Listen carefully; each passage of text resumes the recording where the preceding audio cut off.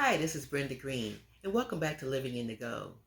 Today I'm talking to you about the failed banks that happened. Silicon Valley Bank, everybody's heard about it, it's been on the news.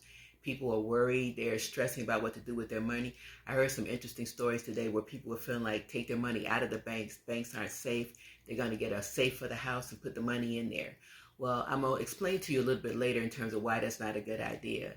But the reality is these banks have failed, and it's been a long time since a major bank has failed. It has happened in the past, but people are getting more and more alarmed. And the reality is there are a lot of banks who are having losses. They just aren't shared with people. And most people don't follow the financial pages. Most people don't look at the financial channels on their streaming services to see what's really happening. So they have a lack of understanding. So these banks have taken major losses. But let me tell you what the difference is with losses.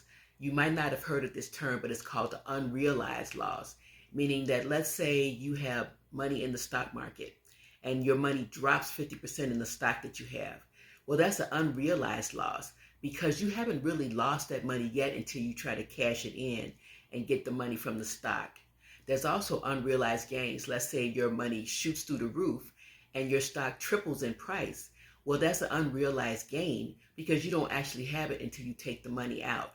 So what these banks have been having are being unrealized losses. And it got to the point where it was so significant that these banks failed. Some of the triggers were because the Fed kept raising the interest rates trying to help with inflation. As a result of that, people needed to spend more money to buy goods and services, so they were taking more money out of the banks. So the banks had to get rid of their debt in order to have money back into the accounts for people to take their money out. So this vicious little cycle going on. But it got so extensive that these banks had to be depleted, and people were actually doing what they call a run on the bank. They were going to the banks and saying, I need my money, I need it now. Now, let's talk about when these things happened before. Back when 1929 happened, we had the Great Depression. In 1933, they came up with these laws, banking laws, to ensure that people would not be losing their money, because you want to make sure that you're feeling confident about your banking systems. Biden got on TV and was saying that, we are solvent, we are secure. Well, that was to calm any fears. But if you have money in an account up to $250,000, the FDIC or Federal Deposit Insurance is there to cover you. So if the bank fails, you will still be able to get your money. But money over that, you're at a loss. So you want to spread that money out in different accounts to make sure you don't have it all in one place.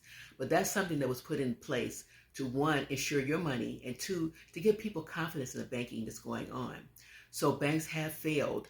I was looking at something recently where there are quite a few of the banks that are having significant losses, those unrealized losses. They just aren't publishing that. I think Core America was like 42% of their money was in losses, like $3 billion or something. Don't quote me on that, but there's information that you go and find all these losses.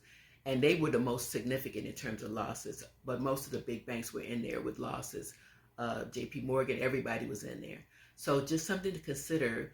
Now, people taking money and putting it in their safes, I would say don't do that, because your money is only as good as the currency that's being produced by the country. In other words, your confidence in your country. So you can take $10,000 and put it in a safe that you're going to have $10,000. But if your country collapses and the money system collapses, that $10,000 is just paper. You could use that to go to the bathroom, excuse my French. So don't put it in your safes like that. I mean, if you want to have a little money in the house, that's fine. But taking all of your money out of the bank and putting it in there really doesn't help you. You feel confident, but that money will not do anything for you, will not grow. And this, what's happening, will pass. Again, if you have more than $250,000 in the bank, then you might have a problem. But if you have less than that, if it's in the bank, you have federal insurance that will cover you. So I hope that helps. Hope that information is helpful for you. But it might be it's time for you to start really looking at the financial things that are happening in your life so that you can be more informed. So thanks so much and have a great day.